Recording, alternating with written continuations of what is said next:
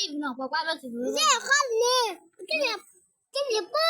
นี่ เจ้าข้าวเลย ปู นี่หน่อยแซ่บเลย เจ้าโอ้ยเจ็บลูก แซ่บ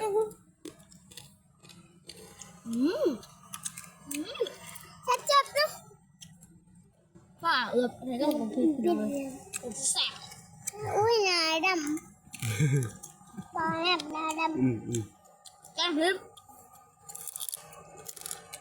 นี่แล้วเอาไปลงพี่ เรียกว่า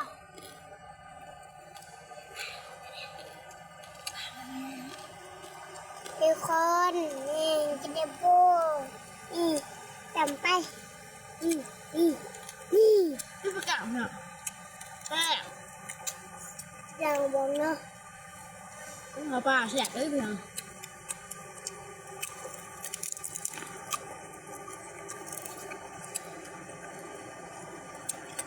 แซ่บนู่นเนาะ